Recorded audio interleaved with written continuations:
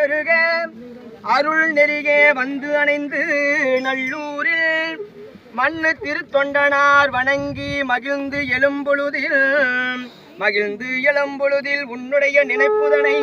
உன்னுடைய நினைப்புதனை முடிக்கின்றோம் என்றவதம் சென்னிமிசை பாதமல சூட்டினார்.